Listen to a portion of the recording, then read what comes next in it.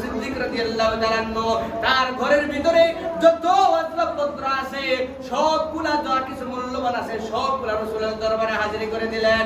দিয়া বলতেছি ইয়া রাসূলুল্লাহ, আমার ঘরে যে নিমুখানি ছিল, লবণদানি ছিল, ওই লবণদানির পাত্রটা পর্যন্ত আপনি নবীর দরবারে হাজির করে দিলাম। এমত অবস্থায় রাসূল বলতেছে, ও আবু বকর, তোমার ঘরের ভিতরে তুমি কি রেখে আসছো? আমি নবীর জন্য তো সবকিছু নিয়ে এসে পড়ছো। হযরত আবু বকর সিদ্দিক রাদিয়াল্লাহু তাআলা আনহু বলতেছে, ইয়া রাসূলুল্লাহ, ইয়া হাবিবাল্লাহ, আমার ঘরের ভিতরে মূল্যবান যা কিছু ছিল সবকিছু আপনি নবীর মহব্বতে নিয়ে এসে পড়ছি।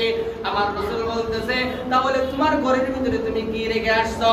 আবু বকর সিদ্দিক রাদিয়াল্লাহু তাআলা আনহু বলতেছে, ইয়া রাসূলুল্লাহ, ইয়া হাবিবাল্লাহ, আমার ঘরের ভিতরে এমন কোনো কিছু রাখি নাই, তবে দুইটা জিনিস রেখে আসছি, সেটা হলো আমার আল্লাহ এবং আমার রাসূল।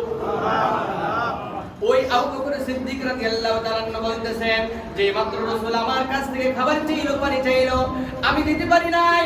এর চাইতে কষ্টের বিষয় আর আমি আবু বকরের কাছে হতে পারে না।